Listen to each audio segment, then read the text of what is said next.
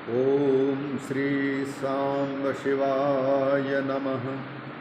श्री गणेशाय नमः। अथ श्री शिव महापुराणे प्रथमा विद्येश्वर संहिता अथ प्रथमोऽध्यायः। आद्यन्तमङ्गलमजात समानभावम् आर्यं तमीशमजरामरमात्मदेवम् पञ्चाननं प्रबलपञ्चविनोदशीलं सम्भावये मनसि शङ्करमम्बिकेशं सम्भावये मनसि शङ्करमम्बिकेशम्। श्रीमद् वेदव्यास जी के द्वारा विरचित श्री शिव महापुराण के प्रथम विद्येश्वर संहिता का प्रारंभ हो रहा है। इस विद्येश्वर नाम की संहिता में 25 अध्यायों में भगवान समस्त विद्याओं के अधिपति विद्येश्वर महादेव के समग्र स्वरूप का वर्णन किया गया है। भगवान महादेव के रुद्राक्ष की महिमा, भस्म की महिमा, उसी प्रकार से बिल्वपत्र की महिमा, भगवान के पूजन में उपयुक्त होने वाली समस्त सामग्रियों की महिमा का वर्णन निरूपित किया गया है। अतः यह समस्त विद्याओं को बताने वाली मूलभूत विद्या का निरूपण करने वाली संहिता है। अतः इसका नाम विद्येश्वर संहिता है। इसके प्रारंभ में भगवान वेदव्यास जी जो कहने जा रहे हैं उसके पहले मंगलाचरण में भगवान अंबिकेश्वर महादेव को वंदन किया गया है और उसे हम हृदय में उनका चिंतन कर रहे हैं, यह निवेदित किया गया है। आद्यन्तमंगलम अजात समान भावम। भगवान आदि में भी मंगल हैं और अंत में भी मंगल हैं, तो फिर मध्य में भी वही मंगल है।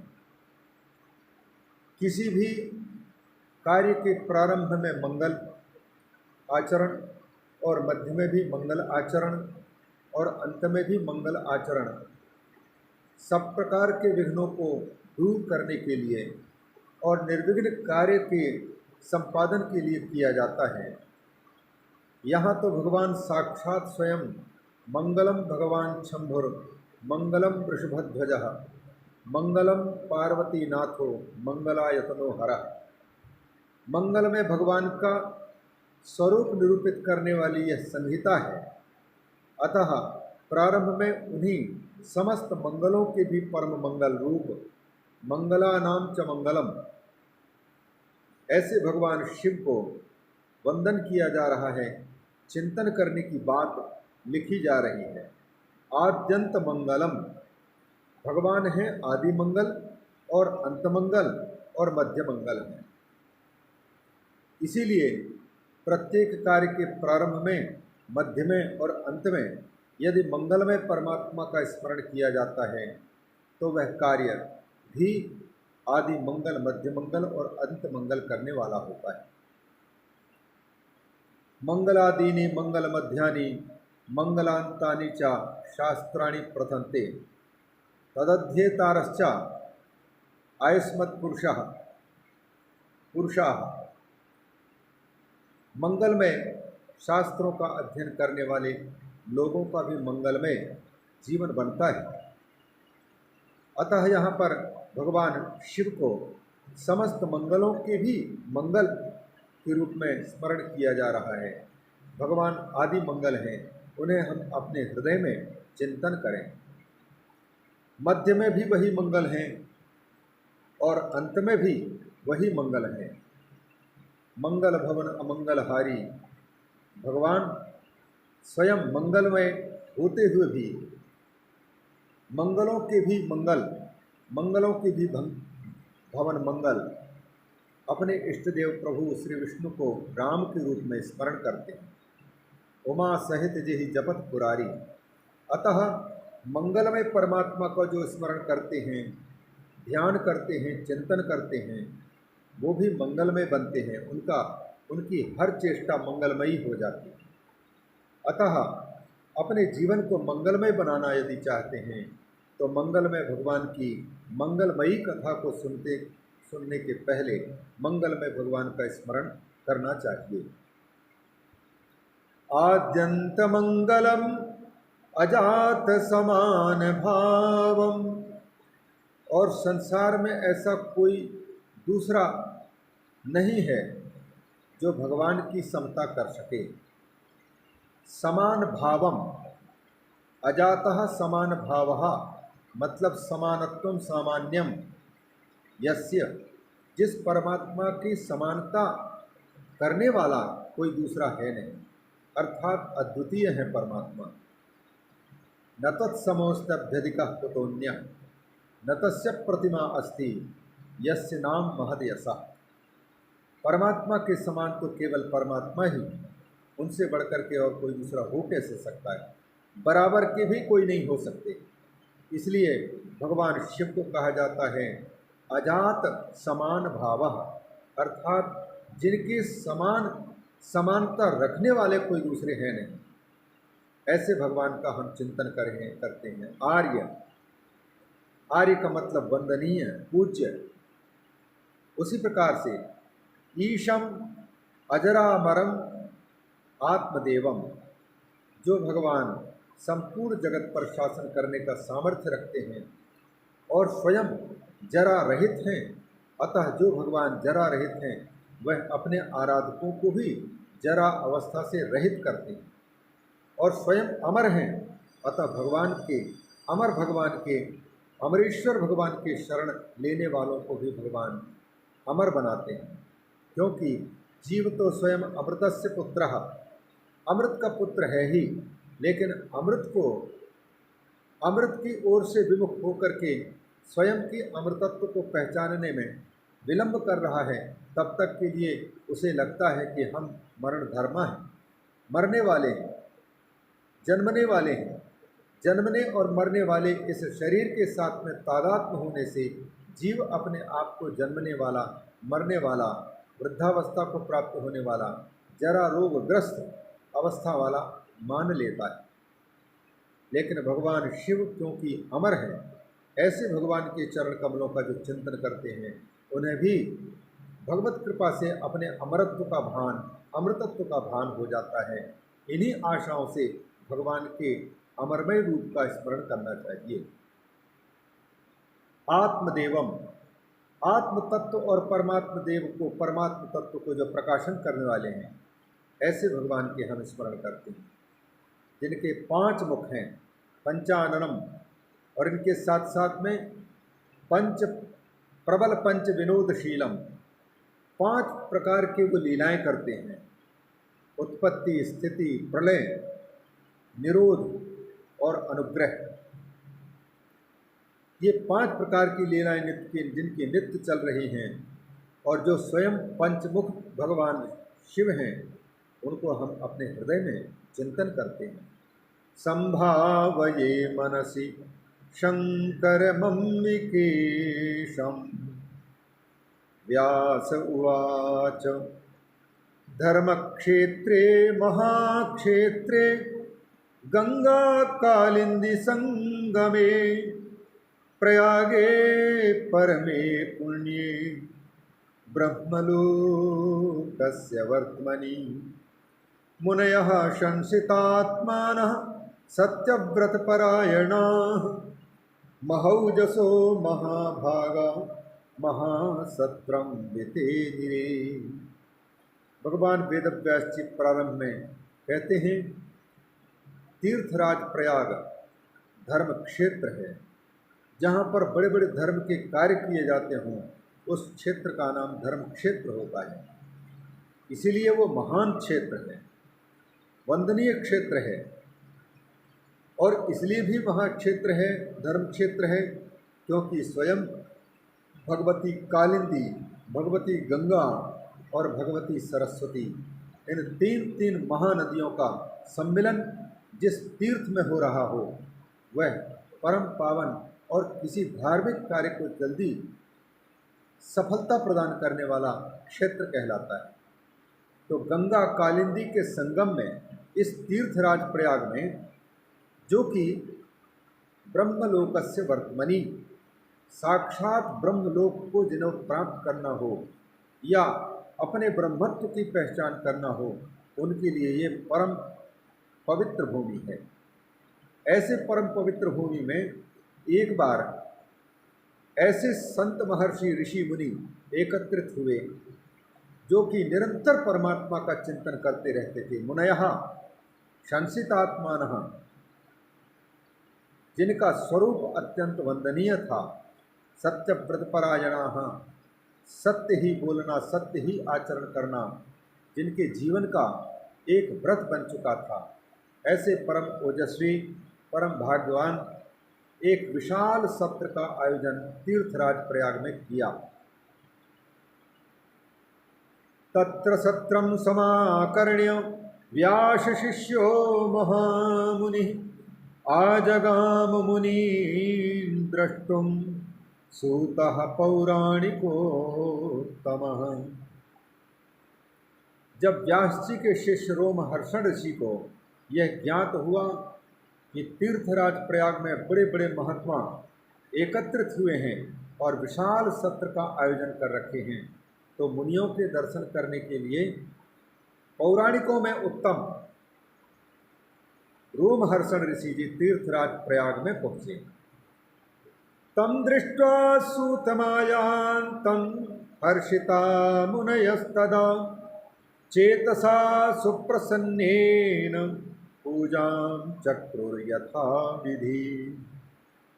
व्यास जी के शिष्य को आते देख करके मुनियों के चित्त में प्रसन्नता की लहरें उमड़ पड़ी और वो तुरंत व्यास शिष्य रोमहर्षण जी का बड़े विधिवत स्वागत सत्कार किया। पूजाम चक्रु यथा विधि, प्रसन्न चित्त है सभी मुनियों का। इस प्रकार से वहाँ पर समस्त ऋषि मुनि जब उपस्थित हैं, ततो विनय संयुक्ता प्रोचुः सांजलयश्च ते सुप्रसन्ना महात्मानः स्तुतिं कृत्वा यथा विधि। तीर्थराज प्रयाग में समुपस्थित समस्त ऋषि प्रसन्नता पूर्वक और हाथ जोड़ करके विनम्र होकर के, और पहले तो पौराणिकों में उत्तम रोमहर्षण जी की बहुत पहले प्रशंसा की, स्तुति की, और स्तुति करके कुछ निवेदन किया। वह क्या निवेदन है और क्या स्तुति की? रोमहर्षण सर्वज्ञ भवान वै भाग्य गौरवात् पुराण विद्यामखिलां व्यासात् प्रत्यर्थमेवान्। हे रोमहर्षण ऋषिवर, आप तो सर्वज्ञ हैं और आपका भाग्य सबसे प्रबल है। भाग्य की गुरुता है, अर्थात भाग्य के कारण आपके वंदना है, आपका परम भाग्य है कि व्यास जैसे श्री महर्षियों ने आपको पुराणों का ज्ञान दिया है। समस्त पुराण विद्या को आपने प्राप्त किया है। व्यास महर्षि इस प्रकार से स्तुति कर रहे हैं। तस्मादाश्चर्यभूतानां कथानां त्वं हि भाजनं रत्नानामुर्साराणां रत्नाकर इवार्णवः। जैसे समस्त बहुमूल्य रत्नों के आधार स्वरूप समस्त रत्न जहाँ पर प्राप्त होते हैं, ऐसे रत्नाकर समुद्र बड़े महत्वपूर्ण रत्नों के भूमि है। उसी प्रकार से सूत जी से कहते हैं कि आप आश्चर्यमयी कथाओं के आप भंडार हैं। समस्त कथाएं आपके मस्तिष्क में विराजमान हैं। यच्च भूतं च भव्यं च यच्चान्यद् वस्तु वर्तते न त्वया विदितं किंचित त्रिषु लोकेषु विद्यति। जो हो चुका है इतिहास में, अतीत में जो हो चुका है उसको आप जानते हैं, वर्तमान में जो हो रहा है उसको भी आप प्रत्यक्ष हस्ता मलकवत जान रहे हैं, और आगे जो होने वाला है उसको भी आप अच्छी तरह से जानते हैं। भूतम भव्यम भवच्चा यत् तत्सर्वम त्वया अविदितम नास्ति। आप उनसे अपरिचित नहीं हैं, अच्छी तरह से जानते हैं। तीनों लोकों में ऐसी कोई वस्तु नहीं है जिसका आपको ज्ञान ना हो। आप हैं परम सर्वज्ञ। त्वं मद्दिष्टवशादस्य दर्शनार्थम इहागतः कुर्वन् किमपि न श्रेयो न वृथा गन्तुमर्हसि। ऋषिवर कहते हैं कि हम लोगों के बहुत बड़ा भाग्य जागा है, अथवा हमारा भाग्य यदि ना भी हो तो संतों पर कृपा करने के लिए भगवान स्वयं कृपा करके ऐसे उच्च कोटि के महापुरुषों को, आप जैसे महापुरुषों को हमारे बीच में भेज देते हैं। लगता है परमात्मा की बड़ी कृपा है जो आप यहाँ आकर के दर्शन करने के बहाने हम सबको अपना दर्शन दे रहे हैं। कुर्बन किमपि न श्रेयो, निश्चित रूप से आपका यहाँ जो आना हुआ है, यह आपका यहाँ आना हम लोगों के श्रेय के उद्देश्य से हुआ है। हमारा कोई कल्याण होना होगा, इसीलिए आपका आगमन हुआ है, अन्यथा वृथा न आगंतुम अर्हसि, आप व्यर्थ कभी आ नहीं सकते। आपका चलना, आपका उठना, आपका बात करना, आपकी प्रत्येक चेष्टा लोक कल्याण के लिए हुआ करती है। निश्चित रूप से आपका यहाँ आगमन भी हम लोगों के उज्जवल भविष्य का सूचक निश्चित रूप से है। तत्त्वं श्रुतं नः तत्त्वं श्रुतं स्मनः सर्वं पूर्वमेव शुभाशुभं न तृप्तिमधिगच्छामः श्रवणेच्छा मुहुर्मुहुः। आपके मुख से हम लोगों ने कई बार परमात्म तत्व का, सत्य क्या है असत्य क्या है, इन सब बातों का शुभाशुभ सबके परे जो मूल तत्व है उसको हमने श्रवण किया है। लेकिन आपके मुख से सुनते हुए वयम न तृप्तिम अधिगच्छामः, हम अभी भी तृप्त नहीं हुए हैं और बार बार हमारे और सुनने की इच्छा हो रही है। श्रोता भगवत चर्चा श्रवण करते करते जब और सुनने की इच्छा करने लग जाए, इसका मतलब है उस श्रोता ने भगवान की कथा को एकाग्र चित्त से श्रवण किया है और वक्ता ने एकाग्र चित्त से भगवत तत्व का प्रतिपादन किया है। तभी श्रोता के चित्त में भगवत कथा, भगवत चर्चा को सुनने की और उत्तरोत्तर इच्छा जागती है। अन्यथा राम कथा जे सुनत अघाही, राम कथा जे सुनत अघाही, रस विशेष जाना तिन नाई। भगवान की कथा सुनने से जो तृप्त हो जाए और अब सुनने की आवश्यकता नहीं है, ऐसा लगने लग जाए जिस इंसान को, गोस्वामी तुलसीदास जी कहते हैं, ऐसे व्यक्ति ने अभी तक भगवान की कथा सुनी ही नहीं है और ना उसको भगवान की कथा में रस पाया। उसने रस उपस्थित हो जाएगा तो कभी भी तृप्ति नहीं हो सकती। अब सुनने की ज़रूरत है, ऐसा विचार उसका कभी हो नहीं सकता, बल्कि और सुनूं ऐसी उसकी उत्तरोत्तर इच्छा जागेगी। यहाँ ऋषियों का यह कहना है कि हम तृप्त नहीं हो रहे हैं। इसका मतलब है रोमहर्षण ऋषि ने बड़े सुंदर रूप से भगवत चर्चा की है, तत्व का प्रतिपादन किया है और उसको सावधानी पूर्वक ऋषियों ने श्रवण किया है, इसीलिए और सुनने की इच्छा जाग रही है। अतः ऋषिवर कहते हैं, इदानीमेकमेवास्ति श्रोतव्यं सूत सन्मते, तद्रहस्यमपि ब्रूहि यदि तेनुग्रहो भवेत्। हे सूत जी, इस समय तो आप जैसे सन्मति को पाकर के हमारे चित्त में एक ही अब सुनने की इच्छा उत्पन्न हो रही है, उसके रहस्य को आप कृपा करके बताएं। यदि तेन अग्रहो भवेत, यदि आपके अनुग्रह के, आपकी अनुकंपा के, आपकी दया कृपा के हम यदि पात्र दिखाई दे रहे हैं तो अवश्य आप उस रहस्य को बताइए, हम उसे सुनना चाहते हैं। सूत जी ने पूछा कि आप बताओ क्या सुनना चाहते हैं। ऋषि कहते हैं, प्राप्ते कलयुगे घोरे नरा पुण्य विवर्जिता दुराचार रता सर्वे सत्यवार्ता परांमुखा। रोमहर्षण ऋषिवर, यद्यपि आपको ज्ञात है फिर भी हम निवेदित कर रहे हैं, आने वाला जो कलयुग है यह कलयुग अत्यंत भयावह है, बड़ा भयंकर है। इस कलयुग में उत्पन्न होने वाले मनुष्य पुण्य विवर्जिता, इनके पास में पुण्य की पूंजी नहीं रहेगी और न ही मनुष्य शरीर प्राप्त करके ये पुण्य अर्जन में अपने चित्त को लगा पाएंगे।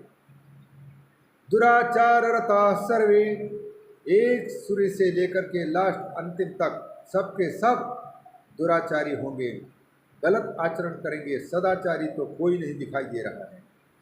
सत्यवार्ता परांमुखा, सच तो बोलना कोई जानेगा ही नहीं, झूठ को ही सच समझेंगे, अतः झूठ बोलेंगे और लोगों को कहेंगे कि हम सच बोल रहे हैं, और झूठ बोलने वाला दूसरे को कहेगा कि तुम झूठ बोल रहे हो।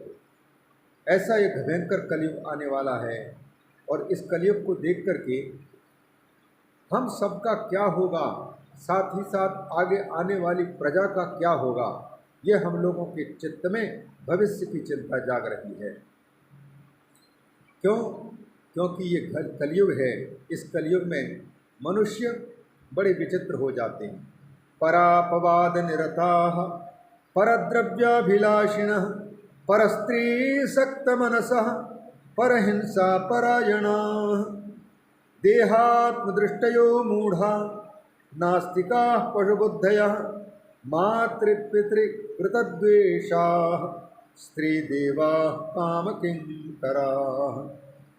कलयुग में प्रायः लोग परापवाद निरताः, दूसरों की प्रशंसा नहीं करते, दूसरों की अच्छाइयाँ उनको नहीं दिखाई देती, बस दूसरों की निंदा ही दिखाई देती। पर अपवाद निरताः, दूसरों के चुगली, दूसरों की निंदा, दूसरों की गलतियाँ खोजने में ही अपने समय को बिता देते हैं वो। परद्रव्याभिलाषिणः, दूसरों के धन पर उनकी दृष्टि रहती है, जैसे हिरण्यकशिपु और हिरण्याक्ष की दृष्टि होती है, वैसे ही दूसरे के धन संपत्ति पर भी उनका ध्यान रहेगा। परस्त्री सक्त मनसः, कलयुग के प्राणियों के हमेशा अपनी पत्नी में तो प्रसन्नता नहीं होती और दूसरे की पत्नी पर उनकी निगाहें गड़ती हैं। परस्त्री सक्त मनसः, दूसरों की स्त्रियों में उनका मन आसक्त होता है। परहिंसा परायणाः, दूसरों को मारो और अपने जीवन को सुखमय बनाओ। बस यह दूसरों की हिंसा करने में ही, हिंसा करने को ही वो जीवन का सबसे बड़ा पुरुषार्थ समझने लग जाते हैं। देहात्मदृष्टयो मूढ़ा नास्तिकाः पशुबुद्धयः, इस देह को ही परमात्म तत्व, आत्म तत्व समझने वाले लोग होते हैं, मूढ़ होते हैं, न तो भगवान को मानते जानते हैं, न शास्त्रों को मानते जानते हैं, न धर्म को मानते जानते हैं, न पुनर्जन्म को अंगीकार करते हैं, न लोकांतर है इस बात को विश्वास नहीं करते, कुतर्कशाली होते हैं। अतः ये पशु बुद्धि होते हैं और नास्तिक हुआ करते हैं। माता पिता गुरु इन सब को सबसे द्वेष करते हैं और इनको कलंकित करने वाले होते हैं। स्त्रियों के ही मानो ये साक्षात भक्त हुआ करते हैं, स्त्री देवा काम किंकरा, और बस भोग विलास के ये दास बने रहते हैं। जहाँ देखो खाओ पियो मस्त रहो, कौन भगवान के भजन से लेना देना या क्या साधना करना है, बेकार है सब, यही भावना सबके चित्त में आती है। तो कहते हैं काम किंकरा, काम के ये नौकर चाकर बन करके रह जाते हैं। नाना प्रकार की इच्छाएं उत्पन्न होती हैं उन इच्छाओं की पूर्ति में पूरी ज़िंदगी खो देते हैं, लेकिन जो ज़िंदगी प्राप्त है उस ज़िंदगी को जिस निमित्त से ज़िंदगी मिली है उस निमित्त में लगाते नहीं, भगवत चिंतन में, आत्म उद्धार के काम में लगाते नहीं। ये कलयुग की भयावहता है। ऐसा भयंकर कलयुग आ रहा है और उस समय पर क्या होगा, ये शौनक आदि ऋषियों को चिंता हो रही है। अतः रोमहर्षण ऋषि के सामने ये समस्या निवेदित कर रहे हैं। इसके साथ साथ कहते हैं ब्राह्मण क्षत्रिय वैश्य शूद्र, इनकी भी हालत आगे चल कर के खस्ता होने वाला है, अर्थात इन सब की स्थिति गिरने वाली है। कैसे होने वाले हैं इसका वर्णन कर रहे हैं आगे।